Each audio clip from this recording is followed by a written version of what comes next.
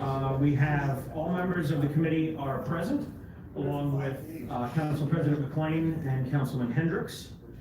And we'll start off with Bill 20. Could you please read Bill 20 for the record, Mr. Hanson? Bill 20 amends Article 1759, licensing residential rental units, Section 1759.99 penalties, and Article 1760.99 penalties, resales inspection of residential properties and units, by adding a fee of $100 for canceling a scheduled inspection of less than a 48-hour notice for the first 3 units and $25 for each unit thereafter.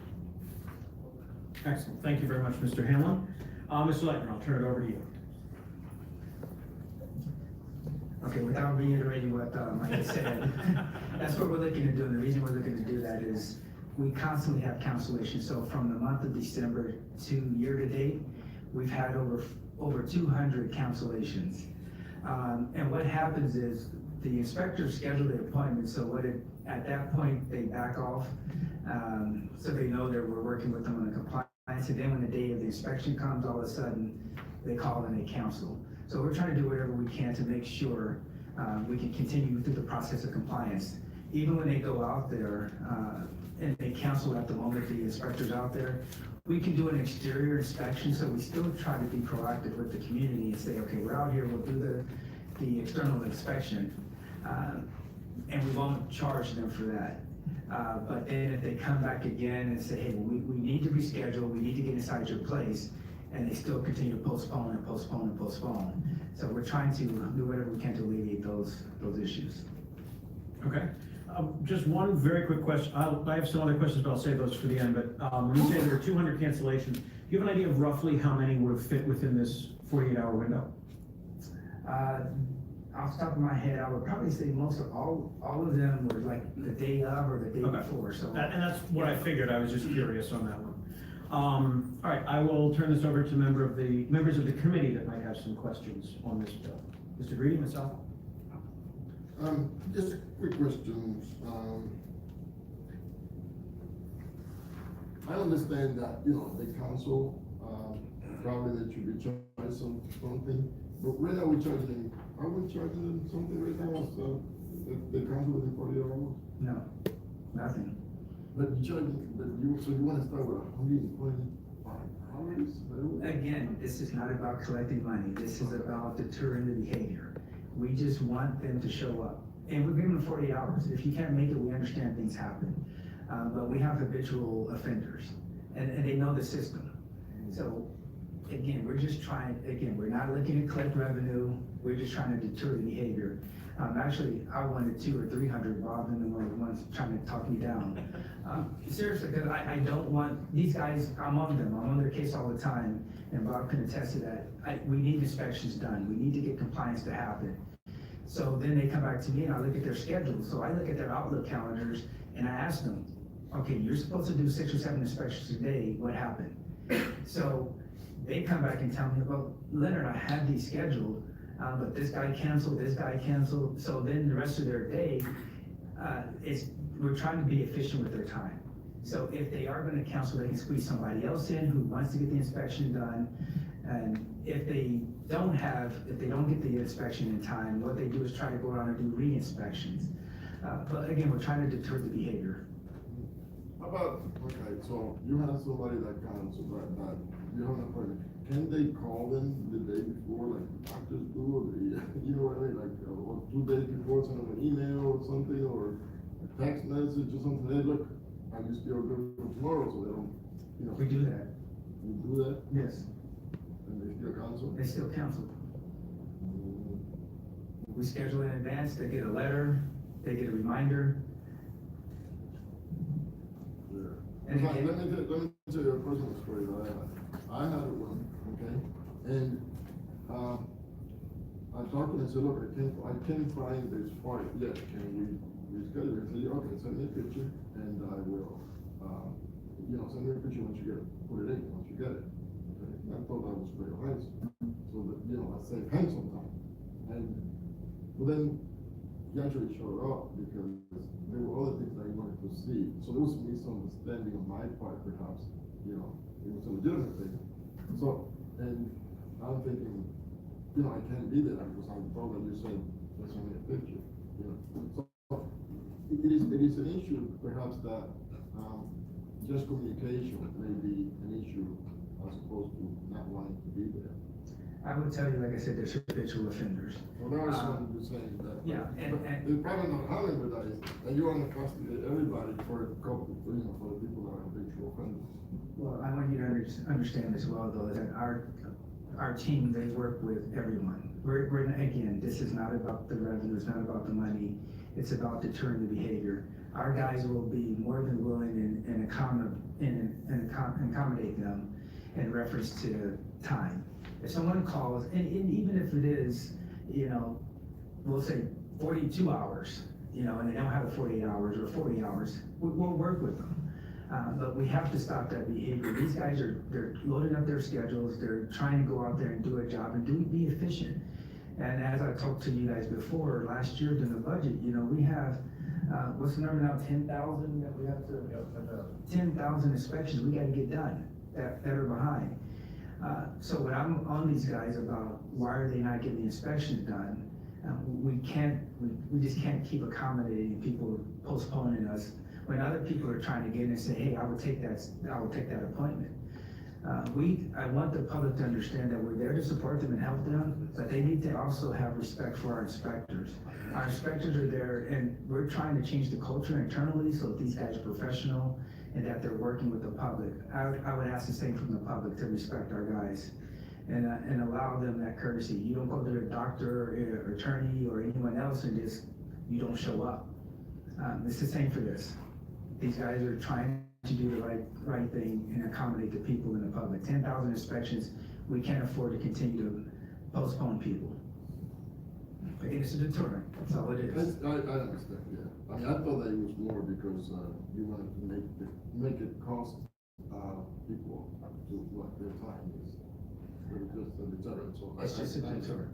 I understand. But And by the way, I must say that I have been hearing good things about the inspectors as well. I mean, even the person that I met, is real nice man, very nice. We're working on the culture internally, and I will tell you that the team, they're stepping up.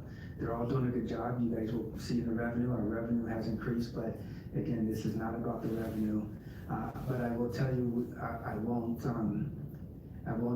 back down when it comes to that point. I mean, if they don't show up, they're gonna get hit with the charge.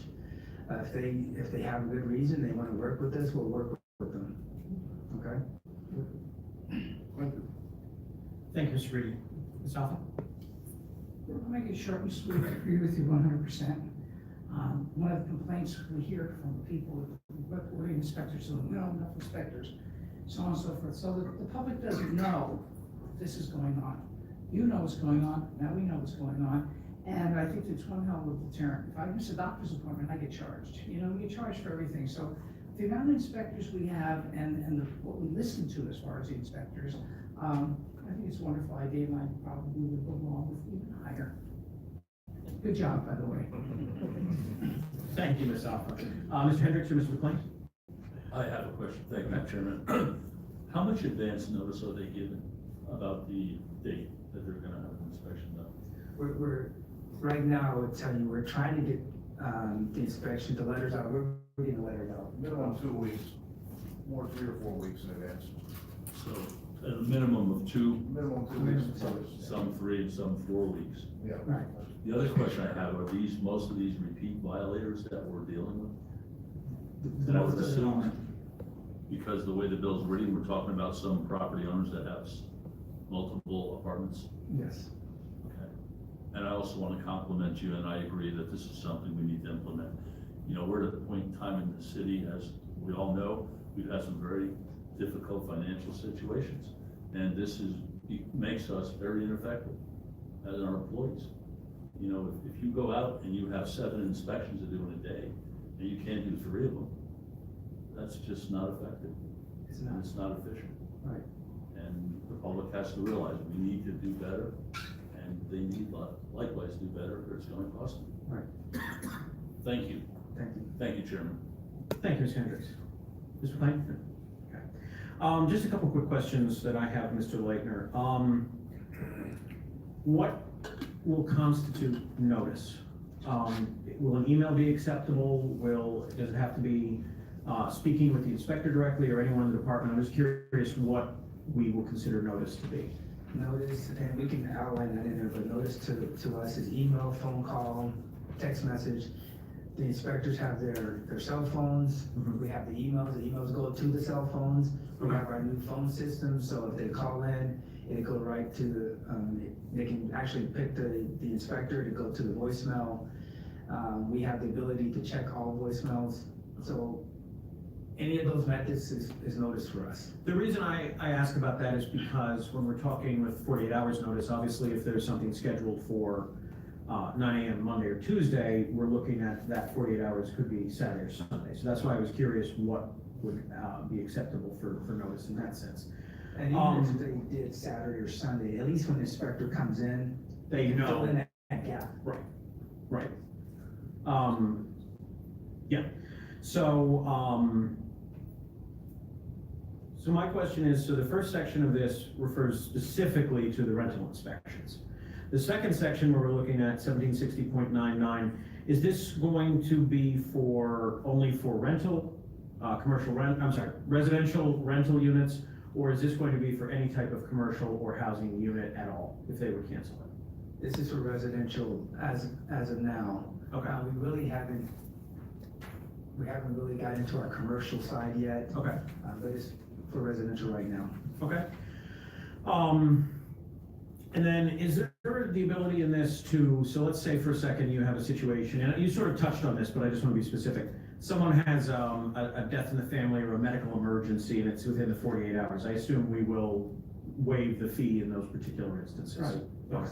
I figured as much, but I just wanted to check on that. And so if we have a situation in which one of our inspectors of the department is canceling the appointment for whatever reason it might be, do we charge them again if we cancel the appointment? What we do, perfect example, if we have an inspector who calls in sick, Bob, as the supervisor of the department, he gets notice that there's a call in, and at that point, we reassign those inspections to another inspector.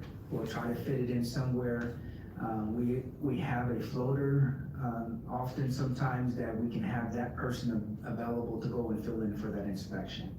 If we cannot fit it because of whatever reason, where there's 3 or 4 inspections at that time, and we can't get it in, we'll notify the owner and try to get something scheduled, at least later that day, or maybe the next day. Is there anything on this? That's accurate. Okay. I was just curious about that, since we're talking about if the property owner would cancel on us, what our policy was if we would have to cancel. Thank you for that. I'm sorry? They pay us $100. The last question I have, Mr. Leitner, is, and I think your staff did a good job on this. I think it's the right thing to do, and I appreciate that you and Mr. Santa are looking at this from a standpoint of corrective measures as opposed to revenue generating. I agree with you wholeheartedly on that. But have you looked at any idea, because you said a lot of it tends to be habitual, it's the same property owners, about a graduated fine for second or third offenses, if they do this within a certain period of time? Or would that be too cumbersome to try and manage? Right now, with our system, it's too cumbersome to manage. Again, with our perspective, when we're looking at this, again, it wasn't about the revenue. Right. It was more so about just trying to deter the behavior. If in fact that we see that, and we'll monitor this, we'll look at the data, we'll watch over the next year to see what happens. If we see that, for some, and Bob can probably attest to this as well, for some people, they don't care. If it's $100, I don't care. Right, it could be $1,000 and Yeah. that factored in as the cost of It doing just depends business. on. Yeah, exactly. But we can look at that over the next year. Well, that was going to be my request to you, is to keep track of the habitual numbers to it. If in a year or so, we look at it and see if we might need to add that to it as well, especially if you might come back for the commercial side as well. So, I appreciate the work you put on this, Mr. Leitner, and you as well, Mr. Sant, and now I'm going to open it up to anyone from the public who has any comments or questions on Bill 20. Oh. Just your name and address for the record, please. Not that we don't know you, Patrick, so. Patrick Palmer, 617 Allen. My question is, what happens if they continually cancel, let's say 72 hours before? Is there any way for you guys to track that? I mean, like them getting around this system, so let's say they had something on Friday, they just cancel on Tuesdays, and then they do that continually. Do you track that? That's a very good That's a question. good question, and we are, and that's why we came with this, is because we got tired of, well, Bob got tired of listening to me, actually. What's going on? Why are we missing inspections? So we started tracking that, noticing that just the day of, or maybe the day before, they were counseling. So we can keep track of that, and we probably will do a better job in really trying to track all of that. And those are things we're trying to do better within the department, is really look at our data and things we have to really be more efficient as a department. Okay, so if you see that the numbers have been rising for 72 hours, would you push the fine back to, like, let's say if you cancel within 72 hours? It's hard to say right now until we analyze that data to see why. If it's just a few that are pushing the 72 hours, if we see that the same habitual offenders are now pushing that, then at that point, I think we take a look at it. Okay. Thank you. Anyone else?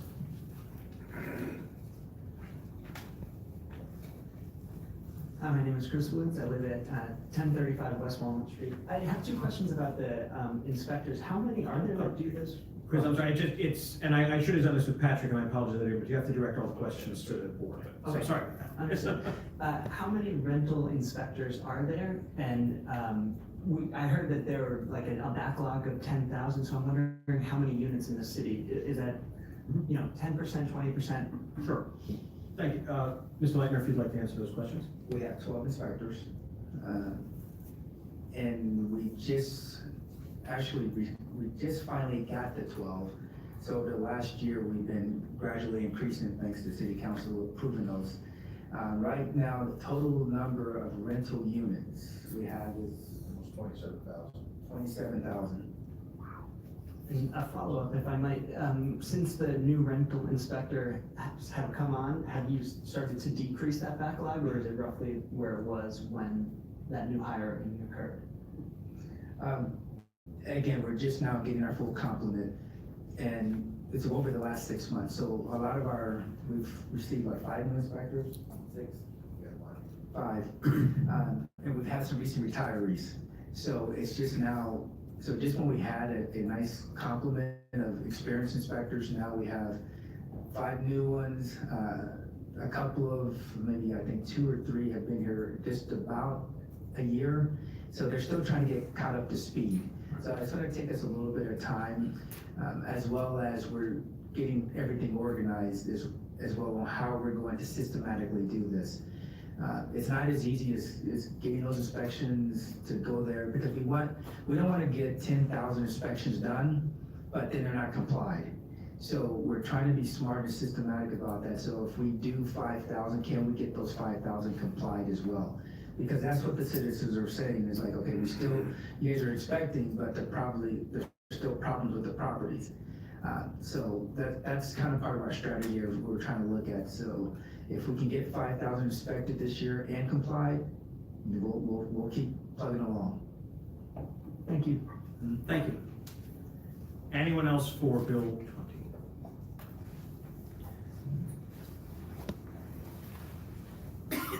My name is Joseph Calhoun. I live at 313 North 10th Street. I have a question for the council. I'm curious how many rental inspectors or 15 years ago.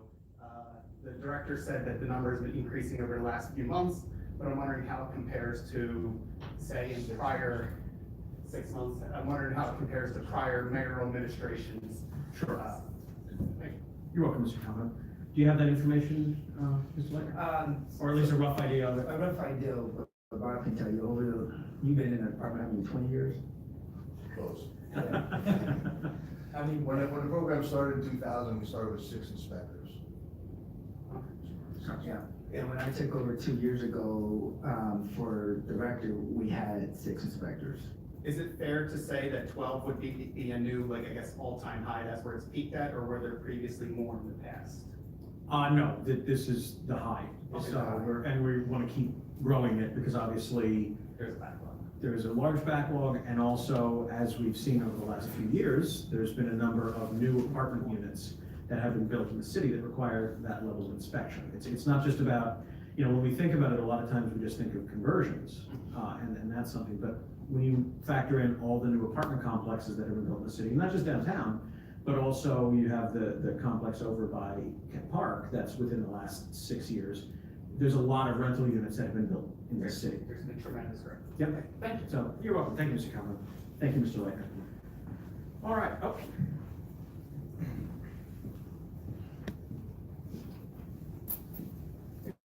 Louis Perez, 1329 West Hamilton Street. My question is more geared towards the business side of things, commercial. I see you're taking this approach with residents, but as a previous business owner of a salon here, I had my salon here for 8 years, and we grew tremendously in 3 years. We ended up moving out of our location on 9th Street, moved down to 7th Street where it used to be Josh Carroll's property.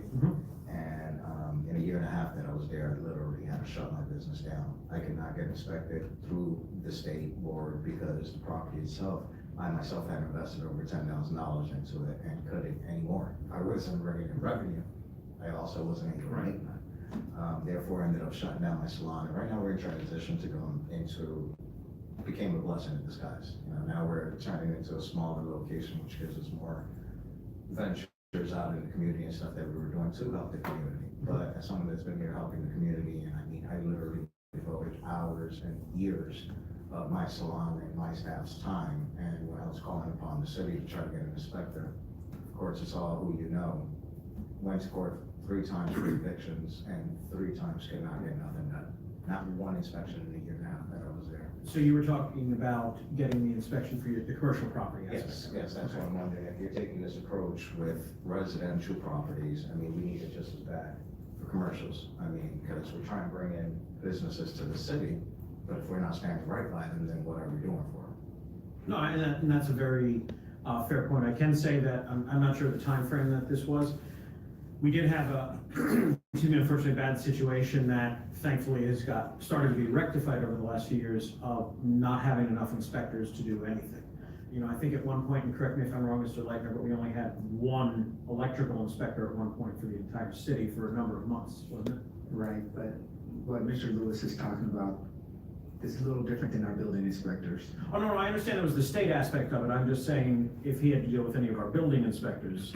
They wouldn't do that. What he's asking about is the commercial property maintenance inspection, just like we do for the rental. 10 years ago, we had 1 inspector that handled the commercial inspections. But over the last years, due to changing in staff and budgets and things like that, we no longer had that commercial inspector. It's so ironic that you're asking that, because Bob was in my office 2 days ago asking me about, we need to do something about getting commercial inspectors. It's different than the building inspectors you guys, who I've talked to you about before about the electrical plumbing. But we are looking at it. I haven't approached council about that yet. We're still trying to figure out how we can fund something like that. It is a need, we see it, and like I said, Bob was in my office just 2 days ago, asking me about figuring out something on how to address that for the commercial end of it. I appreciate that. We're looking into it. Good, and we will be waiting to see the results of that very expectantly, because this is obviously something we need to serve the business community, so that's absolutely a priority. Thank you for bringing that up. Blessing in disguise, but for many others, would not be. Oh, absolutely, absolutely. Thank you very much. Thank you. And thank you for that, Mr. Leitner. All right, seeing that there is no one else from the public to speak on this issue, I will entertain a motion to forward this to council. I'll make a motion to move it. Favorably? Second? All right, all those in favor say aye. Aye. Aye. Opposed? Abstention? All right, this will be forwarded favorably to the next council meeting. Thank you very much. The next item on our agenda, last year, when I took over this committee, in discussions with Councilman Affa and Councilman Garidi, we decided to have a meeting to discuss overall ideas from community partners about ways that we're doing a good job, ways that we might be able to do a better job, and overall just priorities. And it was a very successful meeting. A lot came out of it, and we had a similar meeting later in the year with the Allentown Coalition for Economic Dignity. But I want to make this a yearly, if not more frequent event, where we can have a meeting that is solely geared towards discussing priorities and ways that we can all work better together. So the floor will now be open to the public, and then once we've heard from all of you, if any of my colleagues have any comments that they wish to make, we can go from there. But this is more about us listening to all of you, so I'm going to open it up to the public.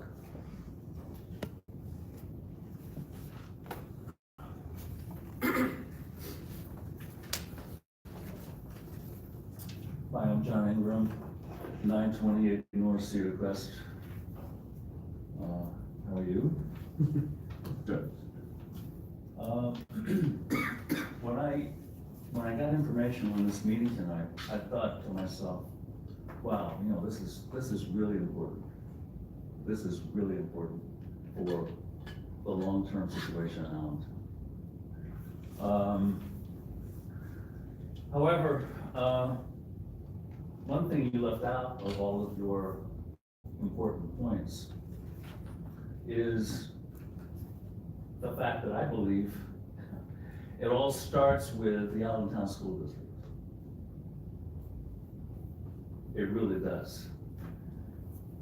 And yet that's not mentioned here, even though the Allentown School District is independent of the City of Allentown administration.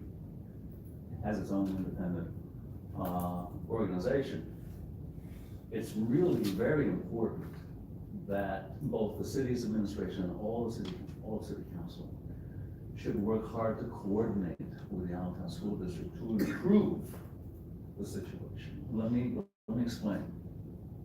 It's your responsibility really to coordinate and to demand accountability from the Allentown School District because it affects the long-term welfare of the city of Allentown. Let me ask you all something. If you were, were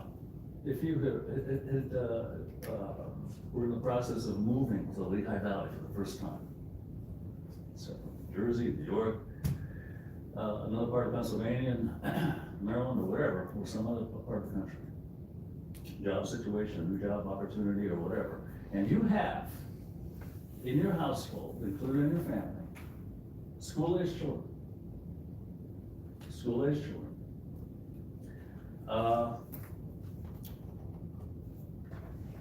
and you did your homework, as any responsible parent would do, and found, one, the high school SAT scores of the Allentown School District high schools is about 400 points below that of the high schools in the neighboring districts like Parkland and East and Madison School, East Penn School District. Number two, that 30%, there's a 30% dropout rate in the Allentown high schools, the two Allentown high schools. Number three, there are much higher property taxes for similar homes in the Allentown School District versus the surrounding communities for the same home. And number four, the local EIT, earned income tax, is double that of the surrounding communities, 2% instead of 1%, round. Now, with all of that at your disposal, would you select the Allentown School District for residency and home ownership? I think most people would say, hell no. You wouldn't do that to your kids' futures. So, most families, households would select a home outside of the Allentown School District, which is most of Allentown. The Allentown School District, we all know that's most of Allentown, except for the far west end, which is part of Parkland. And by the way, the huge number of millennials moving into the downtown apartments, in downtown, the brand new apartments. What's gonna happen when they finally start having children? I'll tell you what's gonna happen. They're not gonna stay in those apartments, and they're not even gonna stay in the Allentown School District. Mr. Gunn, we have a 3-minute time limit, and you've gone a little over, so if you could just finish your point, My please. point is, there should be very strong coordination with the Allentown School District, and see what's happening in other cities around the country where things are improving, bringing up those SAT scores. They're very important, by the way. I don't know about you guys, but when I was living in New Jersey, my kids were ready to go to college, and they were junior, seniors. I deliberately made sure they were in a school district that had a high average SAT score from the very beginning. And it was very helpful when it came, not just the schooling itself. People disagree with me on this, but I believe that the quality of education, the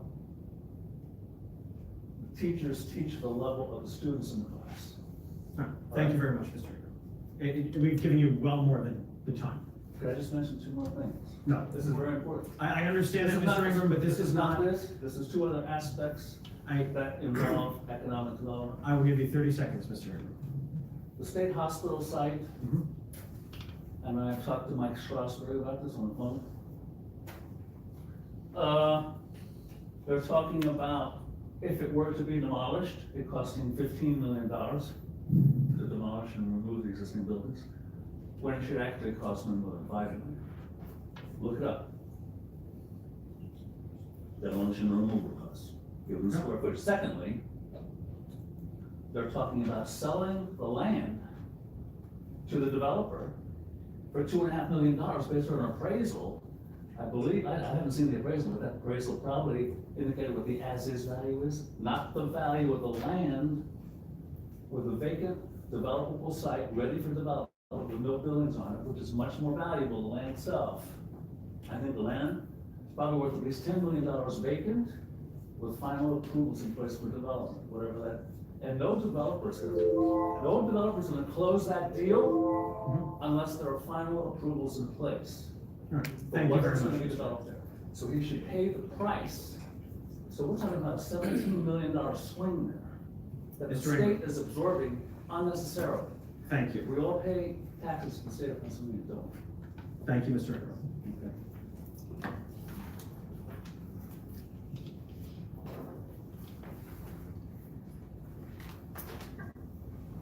Anything back in the session, any questions, any comments?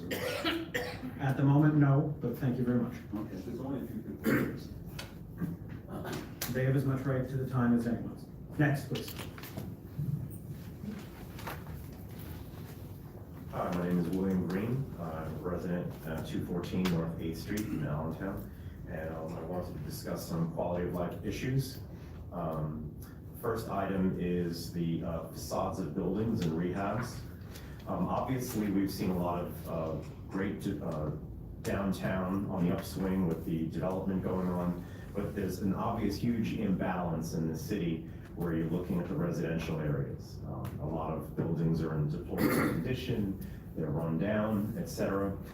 And I believe, and I've spoken with many residents, they have the same ideas that I do, is that an increase in facade improvements and rehabs would certainly improve not just the aesthetics of the city, but it would actually it would increase the income diversity in the residential areas and indirectly assist with the Allentown School District. Whenever you have concentrated poverty, that will deter a lot of more middle income people from wanting to live in an area, obviously. And if you diversify the income by making it more aesthetically pleasing, more interesting for middle income and upper income people, that certainly would be very positive for the residential area and for our school district. It becomes a virtuous cycle. Another item for quality of life that I would certainly want to talk about is litter abatement. I'm a member of the Old Allentown Preservation Association, and I'm not speaking for the group, but I'm speaking as an individual. But certainly an increase in pole bins, the trash bins would be helpful for litter abatement. If there's any way to increase the cleanup crews, that, you know, certainly I see them come down a block. I thank them when I see them. I clean up my block almost every day. So that really, those items may help with litter abatement.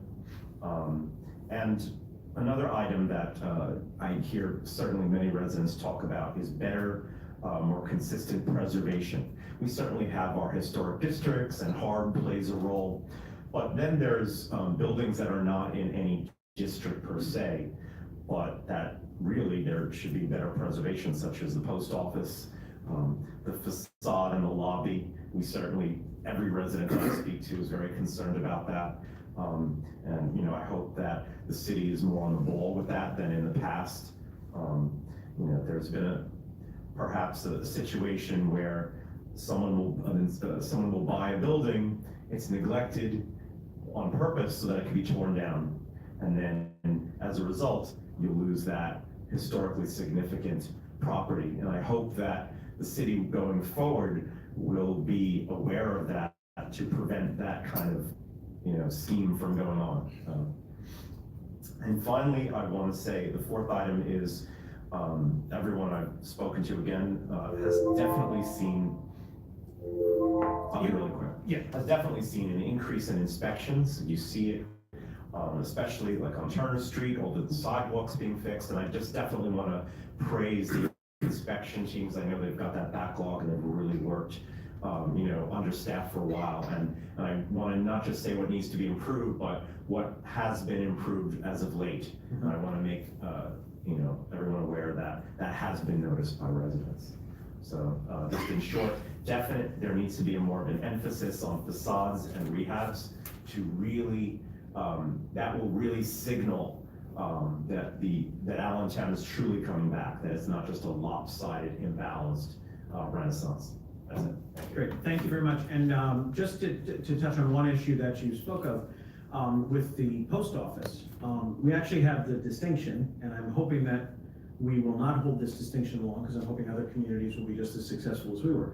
But we do have the distinction with the post office of having had more community letters sent in regards to our post office and preservation of it than any other community that's dealt with this type of a situation in the country. So there really is a push for that. Right. I Including know- Old Allentown. Yes, and I can tell you that the city itself, there's a lot of emphasis on trying to make sure we have good historic preservation abilities. Right. That will meld nicely with all the new development that we're doing. And there's a lot of work being done by that, by council. There's also a lot of work being done on that with Mr. Leichner's department. And thank you for what you said about the inspections. You know, unfortunately, when Mr. Leichner took over, he took over a department that had been decimated. Huge. And to hear that, especially because we always hear the negatives, but the positives, it's appreciated. And I can say that Mr. Leichner does a great job, so does all of his staff, and Mr. Sant, specifically with the inspection program. So, thank you very much. I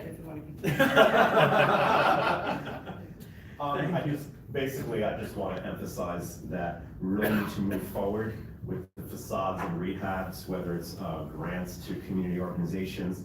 Upside Allentown seems to have, it seems like it's diverted funds away from the facades and rehabs. I mean, as of late, you know, you would see articles about that there was going to be more funding, and then the articles and the news kind of changed, so we don't even know where that's at. But I'm hoping that that changes. There's a lot of changes coming with that program.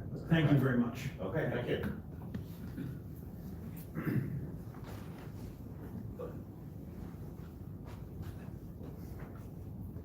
Hello, Lauren Golden. I'm here representing the Allentown Preservation League, 1518 West Walnut.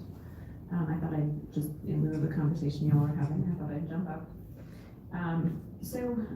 Courtney, thank you for speaking to historic preservation within the city.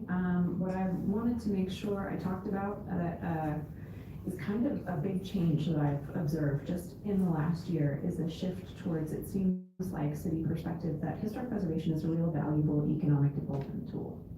Part of my preparation tonight was to go through what some recent articles, written by national architects, publications, national real estate publications. And one thing that really stood out to me was the consistent statement that, adaptive reuse of historic preservation, of historic buildings has become standard practice in redevelopment. And that's something that I don't think has been the case in the city of Allentown in the last number of years, but I'm hoping will continue to shift. So in light of that, I know the city applied for a certified local government funded historic preservation plan grant. I'm not sure if that's been awarded yet or not, but in hoping that it is. I'd like to have a conversation with you all, continuing this year and with the public. What is truly unique about Allentown? And this preservation plan is going to kind of be asking that question. So when you go to Bethlehem, Bethlehem can tell the story that they had a historic Moravian enclave, and then the city expanded to incorporate Bethlehem Steel, and that's Bethlehem's story. Allentown's is a little more complex to tell. And I'm hoping that we collectively can have a conversation about what that story is, so that we can tell it through our buildings, we can tell it through our redevelopment, we can tell it through what we choose to celebrate. So I'll challenge you. I have my thoughts on what is really truly unique about Allentown. What makes Allentown an authentic place? I don't want to pick on anyone, but some of the newer buildings, they're trying really hard to create a sense of character that we have already in those authentic places. So our park system, Allentown has the awesome history of Harry Trexler, and our really expansive park system, unlike any place that I've ever lived. Our porch roofs, I know they're a thing that we walk by, we drive by all the time, but the rhythm of the street and the front porches that we have are a really unique feature to Allentown, and porch sitting is something that we do that not a lot of other communities do, and I think it's a cool way that people interact in the street. So, one other way that historic preservation can help with economic development is, I was reading about a national survey that American Express had funded regarding historic preservation and the perspective of millennials. As a millennial, I'll talk about this. So, 97% of millennials value the role that historic preservation plays in community development. Specifically, when they're seeking out experiences or places that they want to be, they seek those authentic experiences that I had mentioned earlier. And they also seek out places with character. And they're also uniquely interested in balancing the old with the new. So they're not opposed to new, but they do want there to be a balance between those two. So with that, I think appearance matters. And the final thing that some historic preservation regulations can provide, and I'm happy to talk about this with you all at any point in the future, is the role historic preservation regulations can play in maintenance. We've talked a lot about building code enforcement and keeping our streets clean, and historic preservation has a role to play in that, especially in the neighborhoods outside the downtown. And so I hope you all are open to hearing that conversation and balancing what I know some consider an infringement on private property owners' rights. The don't tell me what to do with my building sentiment, but those outside of the buildings, those porches that we all interact with, those really are our public forum, and we have a right to say what happens to them. So that's it, thanks. Thank you very much.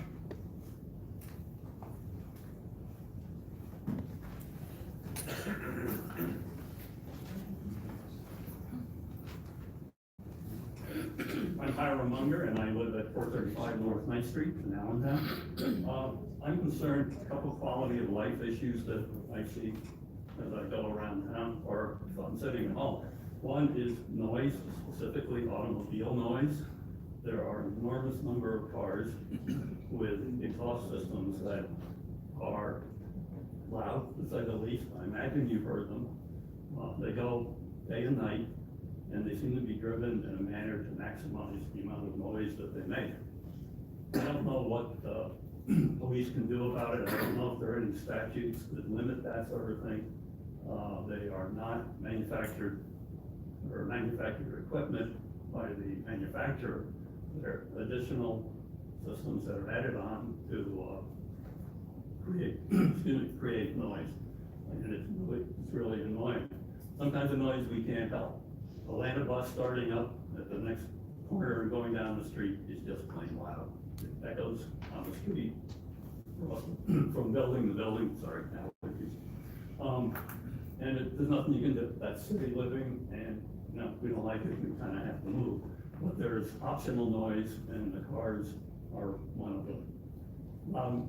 Parties in houses are also optional. It seems to be, well, it's a problem for me because my neighbors are very loud. And to give the police an enormous amount of credit, when I call it in at 2 and 3 in the morning, they're always there very quickly, and they shut them down. I don't know what they can do to prevent it from happening.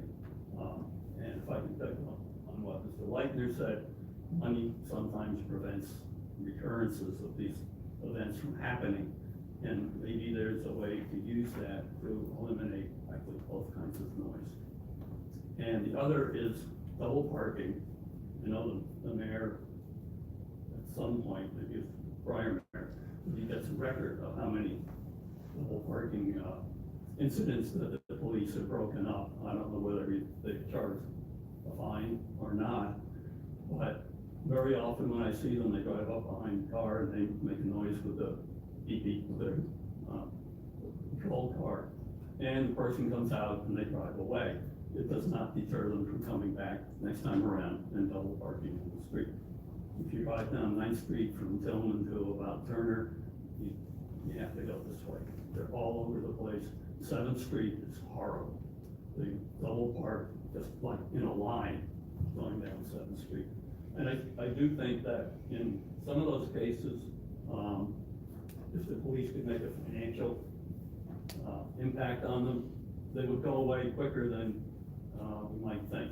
Obviously, they have more important things to do, but I don't think every police officer in the force has to go out and start dealing with those kinds of issues. Little money might make them go away. Thank you. Yeah. I'm sorry, what was your name again, sir? First name is Hiram, Hiram. May I call you that? Munger. Yes. And thank you for helping me with that tow truck a number of years ago.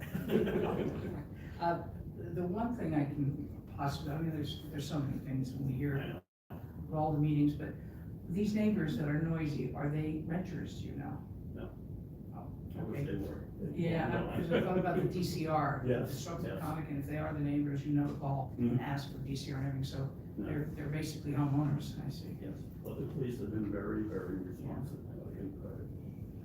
Okay, well, just remember the DCR, just in case it's one of the things that is a great tool. Well, no, I think they are renters in here, but they don't. Okay, well, if you find out they are renters, if there's anybody on the block that is noisy or whatever, and you know they're renters, when you call the police, just tell them you want DCR for that. Thank you. Yes, Mr. Fletcher. Just one more thing, too. If you get a hold of Captain Granite, he's the Oh, yeah. Center City, have you spoken with him? Possibly there's something they can work out. Yeah, we meet with them periodically in the district, and, we've expressed all of this before, but he's sometimes short-staffed too. Oh, sure, yeah. Okay, thank you.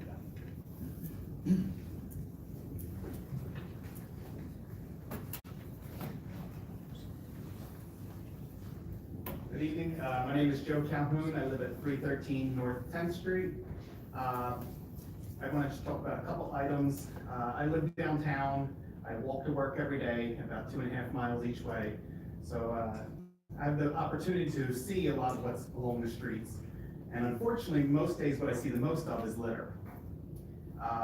Litter, particularly on the 8th Street Bridge, that might be a low-hanging fruit they can handle along the sidewalks.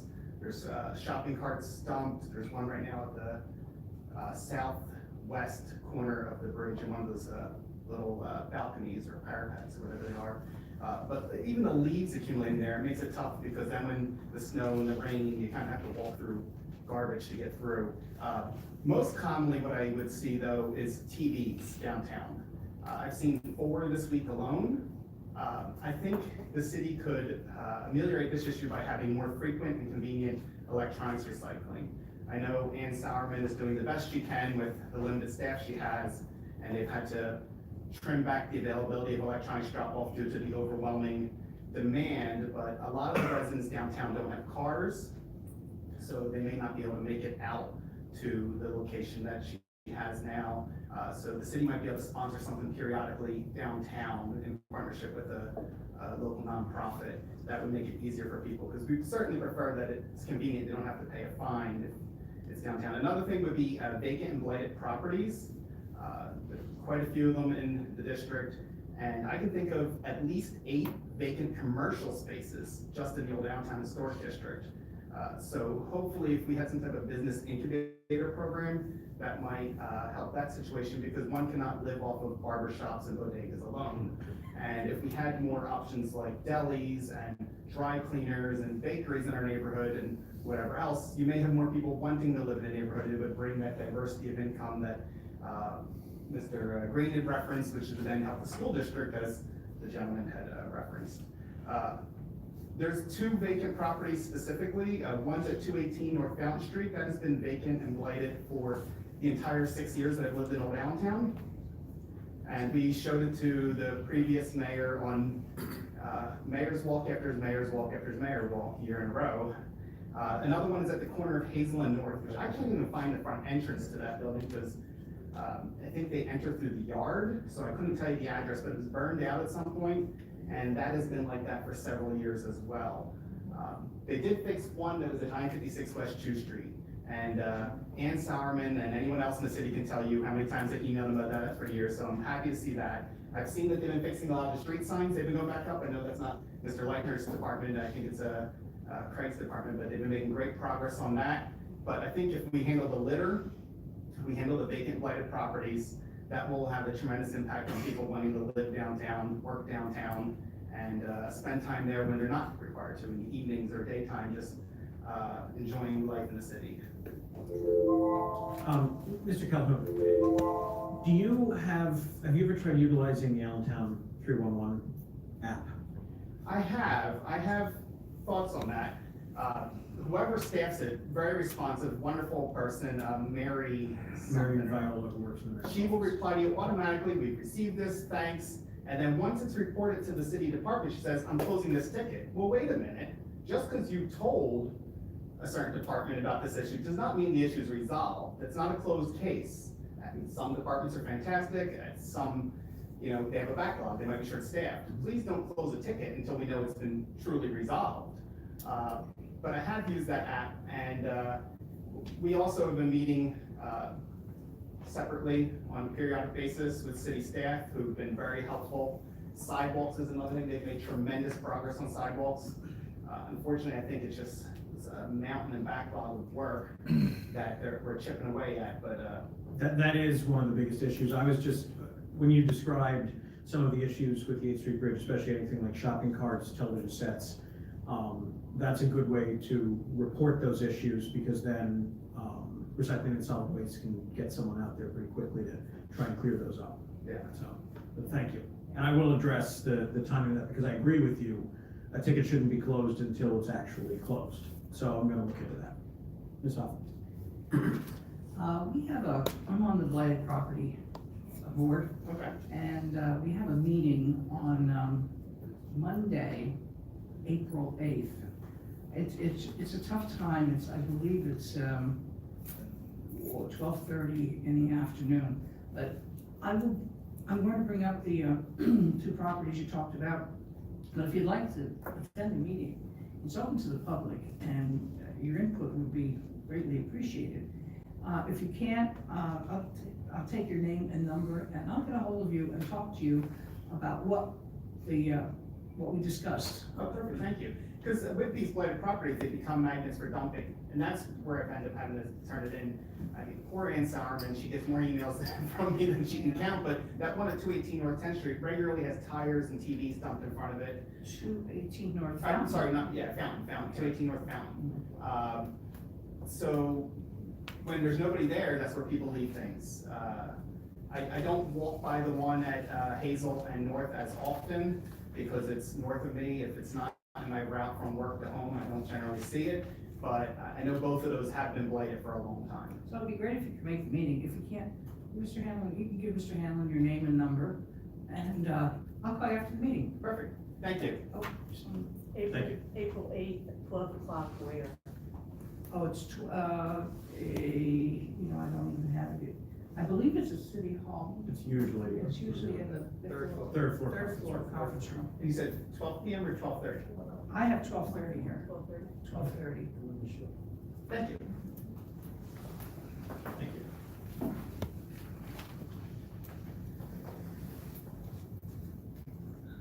Hello, my name is Chris Woods. I live at 1035 West Walnut Street, and I'm with the Allentown Coalition for Economic Dignity.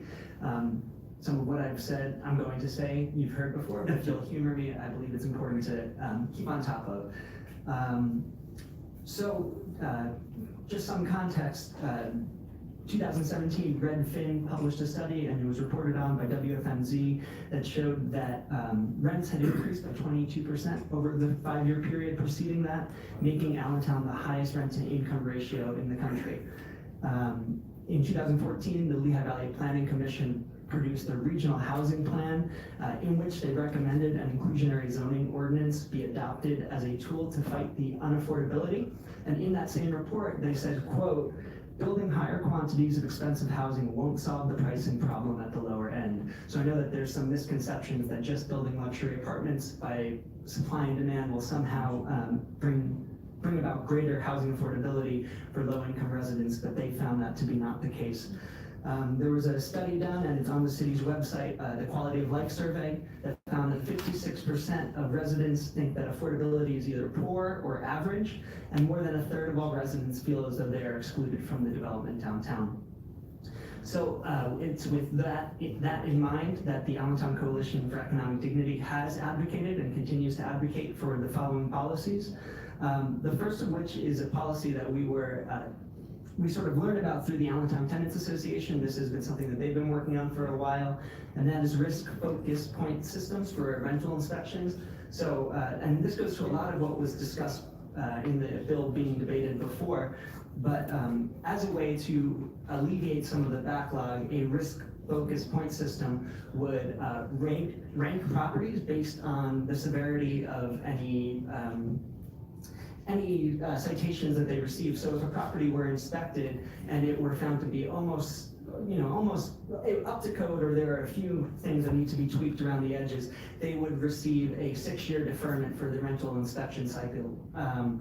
Then it would go down to a tier 2, where if the problems are a little bit more severe, they would be re-inspected every 3 years. And then finally a tier 3, in which there are severe problems with the property, they would be slated for re-inspection every year. Now, this has the dual effect of incentivizing good landlords. If you have a history of maintaining your property well, the city's out of your hair for 6 years at a time. And if you have a track record of neglecting your property and neglecting the blocks that it is on, then you face more scrutiny. And additionally, in conjunction with that, we believe it would be a good idea to have some sort of public database about this. It can be pretty hard to navigate the rental market, on Zillow or whatever application you're using. And so if the city were to publish landlords that consistently have good rankings for maintaining their properties, that would make navigating the rental market a lot easier. Likewise, if bad landlords were flagged, that would be helpful for tenants to know which properties to avoid. The second policy, let me just say that cities like Minneapolis and St. Paul have successfully implemented this. There's a review written about it by the Fed out of Minneapolis, and they have pretty good things to say about this policy. So I hope you'll consider that in the new year. The second thing is inclusionary zoning. We've mentioned this a lot, and this is something that the Allentown Coalition for Economic Dignity continues to advocate around. We're currently circulating a petition, getting city residents who believe that it would be a good idea to sign on. The reason that we would implement some sort of inclusionary zoning is that it promotes mixed income housing. There's reports by the RAM Corporation, which is usually not so amenable to these types of housing proposals, in favor of inclusionary zoning, talking about the ways in which it decreases transients, improves local school districts, economically integrates neighborhoods. As well, there's a report published by Health Affairs that talks about the demonstrable public health benefits that inclusionary zoning has. And I know that there's some criticism of the policy that the units that are built within a higher end luxury apartment might not be up to the same standard. And while we would like a ordinance to address that and try to make even housing within the unit equitable, there is a realization that where you live and which block you live on is a really big determinant of the services you receive, which schools you go to, how often trash gets collected, whether or not grocery stores are willing to locate in your neighborhood. So irrespective of that criticism, we still believe it is a good policy. We have lots of resources if you'd like to talk further about it. Ms. Wiz, I just want to mention, a lot of what you brought up is being researched right now, in looking at ways to make it the best for our city with our unique circumstances. It's just a matter of, it's unfortunate to say this, but it is reality. We have, as Mr. Leitner talked about, a long backlog of work that we're catching up on, plus we don't, unfortunately, have a large amount of staff devoted to research. But what I can tell you is we are, especially the point system, and also looking at the right way to do inclusionary zoning if we would choose to go that route. It is being researched. You and I have had conversations about this. I know Mr. Leitner and his staff are looking at all the options. And I would just say as well that when we talk about putting the rental inspection data online, that is something Mr. Hendricks and I have been working on an open data policy, and trying to bring something forward. And that is paramount for us that's one of the pieces of data that is important to make sure that it's out there. So, unfortunately, as the German philosopher Max Weber said, change through politics is the slow boring of hard wood. But we are working towards these things. I thank you for your continued advocacy on these issues. And we want to make sure that the coalition is included in all of these discussions. So I thank you for continuing to advocate for these issues and how important they are. Thank you.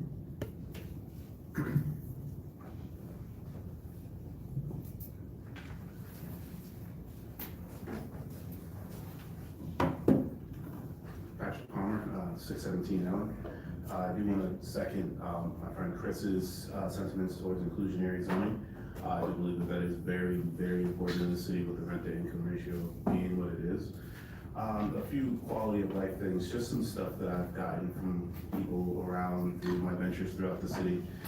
One of the things that you should probably look into is some kind of Spanish interpretation that takes place with this, whether it be out in the office out there, through the. Sorry, Patrick. I apologize. Oh, no, so when you guys are doing this, it's in English, which is completely fine, but there's people that don't know what's going on because there is no interpretation that takes place. So if something's as small as, let's say we're using a TV out there, we can have something sound going on out there, and then someone can interpret that for people out there. That can be completely fine. That way it wouldn't interrupt what's going on in here, and other people can come in and actually enjoy the meeting as well. Something else that's mentioned is a better presence online. I do know that you guys do have social media accounts, but this as a whole, mayor's office, the diocese itself, legislation in general, better social media presence, because there's some, you guys post like maybe when a meeting is a few days beforehand, and that's it. So what I mean is, like, when you guys make decisions, explain the reasoning for the decisions. Explain what decisions were made, what happened that night, different things like that. I don't want to praise him, but 45 uses social media as a way to let the public know what he's thinking, at least, or what's going on. There's no reason that in 2019 you guys can't be doing the same thing. That's something that people really would like, because they don't know, for instance, and I'll just use this as an example, the 27% property tax increase. A lot of them don't know why it happened. They don't know what your thought process was for doing that. All they know is, and I'm sure you get this a lot, my taxes went up. That's it. So something like that can be more beneficial for them. Also, with these meeting times, I know you guys don't control every board's meetings, but some people would like to get to APA meetings. They're at 12 in the afternoon, I believe, when a lot of people are working. I don't know if you guys can control these kind of things, but there's something as important as the APA where a lot of people would like to bring up issues, a lot of people would like to talk about, as what happened yesterday with Candida. You know, they want to talk about tickets. They want to talk about different things that are happening, but they can't make it to a 12 o'clock meeting on a Monday. It's kind of a problem for them, so if we can look into better meeting times to go ahead and make sure that different members of the community can get to these, or they can get their opinions heard, they might actually feel better about them. Another thing is the visibility of the Office of Legislation as a whole. I've talked to a few people who don't know who some of you even are, unfortunately. And I think that's kind of a problem, where they feel as though they only see you during election time. That's it. So I don't know what it would take for you guys to get more. I know you guys have your own jobs because this only pays about $6 grand, but to get you guys more transparency, more visibility with the people, with the public, looking into, I don't know, having your own kind of events, having your own kind of community events, something where you get more visibility with the public as a whole, as opposed to just the council meetings that are open to the public and people might not even be able to show up to those. Some people are looking into different buildings, like if you guys can let them know about updates on things that are going on or not going on. People would like to know what's going on with, like, let's say a homeless shelter being built. They don't really know why there isn't one being built, but they'd like to at least know reasons for that. Community centers as well, different things like that that people would like to know about. And I know with my time. I was just gonna say. Yeah, thank you guys. Just something, Patrick, that you had talked about, something like the Downtown Parking Authority, they're an independent board, so they establish their own times, but something that is being worked on, and Ms. Alpha and I have talked about this, and we're looking to bring legislation forward in the next couple of months, trying to get as many of our independent boards and commissions, and I know you serve on a few and other people in the room serve on some, to hold their meetings here, so that at the very least, the meetings can be recorded and put available for streaming on our website. And there is also the ability, and we unfortunately haven't properly utilized it as of yet, and it's something we need to do a better job with, and we're trying to, and I know Mr. Hanlon and I have talked about this a lot, is there's a function on our website with council called Speak Up Allentown, which allows, one of the things that you can do is add comments to a meeting prior to the meeting starting that would officially become part of the minutes in the record. So it gives people the ability, if they can't attend the meeting, to participate in the meeting to some degree. And we need to do a better job advertising that and utilizing that tool, but we are working towards those goals. So. If I might. Absolutely, Mr. Hendricks. The other thing is that I have to say, I take exception that people don't know who we are and they don't know why we vote on certain things. All these meetings are recorded. And they're available to the public at any time to look at. I mean, not immediately after the meeting, but how quickly are they available? Right after the meeting. Yeah, they're live. And to say they don't know who we are, I mean, it's just, they have the internet. I meant more personally, like they don't know who you are, like, personally. So, for instance, they might know that you're a council member, but they might not know what your thought process. That's why I also mentioned, like, the thought process of why you vote on certain things, because sometimes, and you can understand where you would just say yes to something and that's it. Yeah, but I think most of the time, most of us do comment, and, you know, before we vote on bills, we state where we stand, and, so, you know, it's a two-way street too. People have to avail themselves to, as I said, watching our meetings or coming in. They're more than welcome to come in at any time. No, and I know who you are, and me and you have had a conversation, but I was just going on what I've had from others as well. And those meetings, though, is there any version of those in Spanish at all, or any different languages? Or? No, and I think that's something that needs to be looked into. I think that's a very good point that was brought up, to see if we can, you know, how we can do that. At the very least, translate the minutes. And one of the things that we are doing is the new position that we have advertised for and we're working on filling right now. One of the preferential skill sets that we looked for and posted was someone who would be bilingual. So we would have a staff member who is bilingual who can deal with some of those issues. So I think that's a very good point that you brought up, and it's something that we need to look into and will look into. I think it's a great idea and not something that has been considered before. So, thank you. Thank you. Anyone else?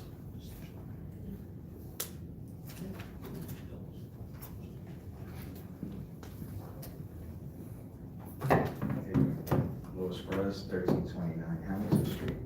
You guys okay if I give you guys some? Absolutely.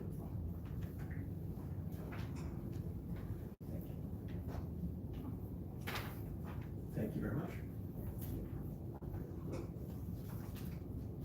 I have the number right. Thank God. Thank you.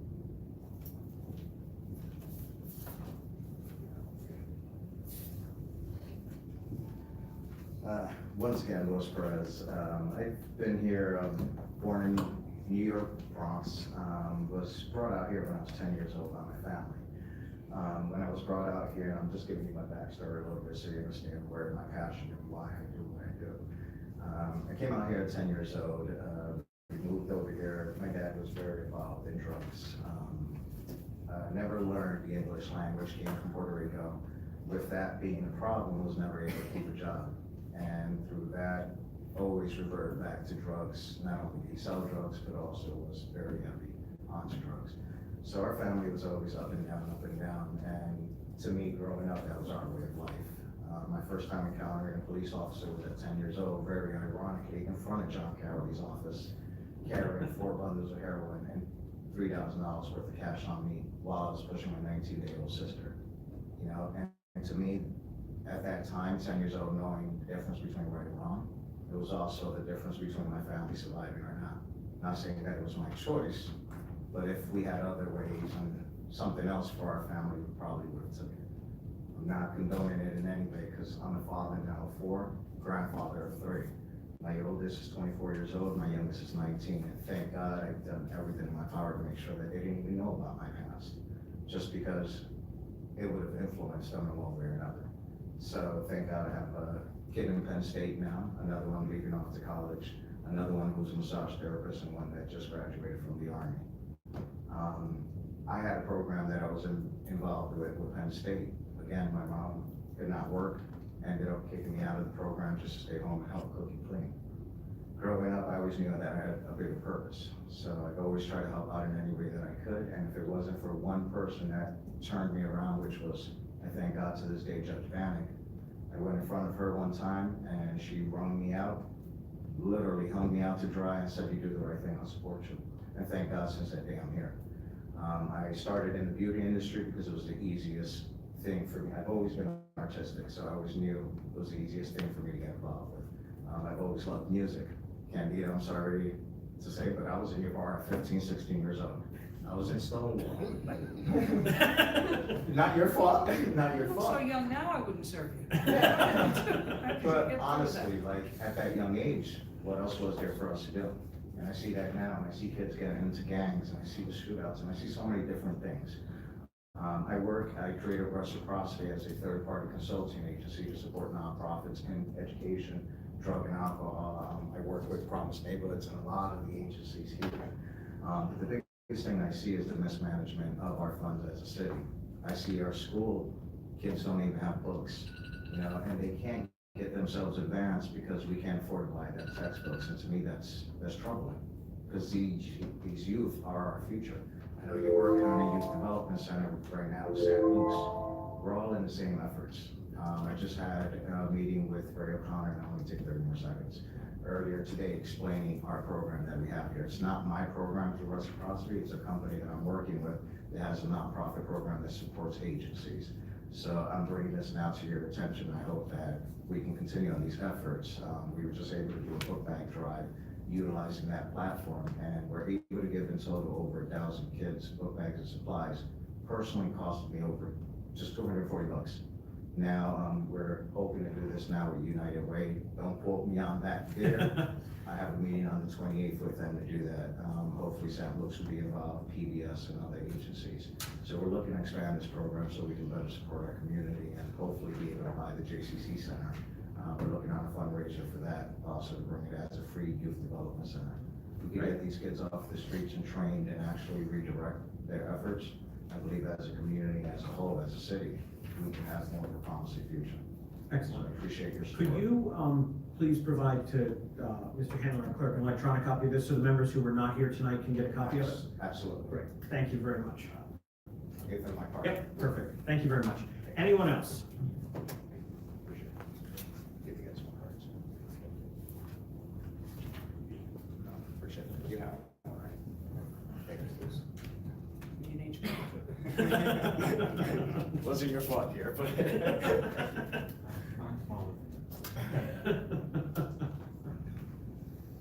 Okay, thank you very much. My name is Louis Shoup, 814 Walnut Street. I'm here on behalf of the Facebook group Let's Build a New Allentown Together. So I appreciate the full time.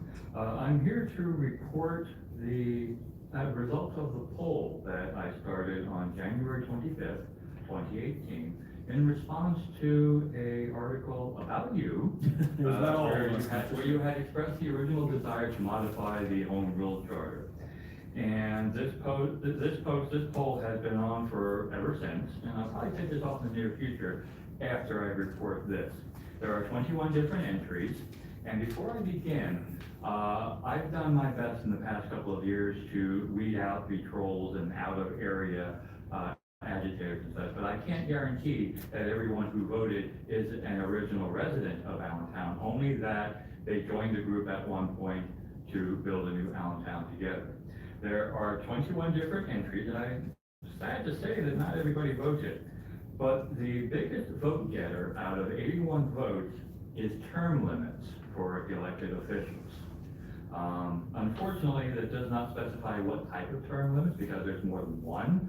I attempted to engage in conversation whether they meant statutory term limits or recovering term limits, say recovering a non-performing public official. The second vote getter at 55 votes was ethics reform. And that's something I'd like to speak with everybody here with in the near future to get on the ball with that. The third, which I believe has already been put in place, is the limits on mayor's powers. There's a limit that has already been done, I believe, for term limits for mayoral positions. Fourth is council members elected by district. I believe that was the case here in Allentown. I don't know what happened. I guess I wasn't here back then. Fifth one, bar to running if convicted of felony while in office. That would be an interesting thing to see in the home rule charter. Independent solicitor for council got 33 votes at number 6. Number 7, campaign contribution limits got 26 votes. Homelessness, which is number 8, got 25 votes. Number 9, budget presented by October 1st, got 25 votes. I'm sure you'd like to see that yourself. Crime only got 18 votes. I'm surprised that number didn't go higher because, unfortunately, crime is still present here in Allentown. Online rapid disclosure of campaign contributions got 18 votes as well. That would be something I'd like to talk about in the near future as well. That would go along with ethics reform, along with public campaign financing. I'm not sure how that would work in a local environment, but I could agree with that. That could be somehow implemented. Collaborative options for suspension and removal, that was my entry. That only got 16 votes. Online check register also got 11 votes. Ranked choice voting, also known as instant runoff, got 9 votes. Remove time limits on courtesy of the floor, got 6 votes. And I can imagine at least 2 of the voters there. Switch from strong mayor form of government to weak form, got 6 votes. That one I'd like to explore more in the ethics reform and the reconstituting the home rule charter. Forensic audit, aging and disability issues group, and code time limits on courtesy of the floor, that's a duplicate, and abolish the state and act community council government got 2 votes. I had to mention that, it was dead last. So I'm going to take this offline in the near future after posting this tonight. But at some point in the near future, both Robert and I would like to meet with the mayor, Mike Hanlon, yourself, and any other interested parties, so that we can begin talking about modifying the home rule charter. Thank you very much. Thank you very much, Mr. Schiff. That's right. Just anyone else wish to speak? We can only let you speak once, I'm sorry. So, that's just that's the rule we have. Yeah, I'm sorry. I was just We- gonna we- clarify something. Sure. If you need to clarify something, I can give you a quick 10 seconds to do that. I just wanted to say that what we do, and once again, it's If not. you wouldn't mind just coming to the mic so it can be recorded in the minutes, Mr. President. Thank you. I just want to apologize. I wanted to make it clear that what we do and the look back drives and everything that we've done has also been because of the effort of the city and also the agencies that we're working with, because that we did with Promise Neighborhoods and other entities.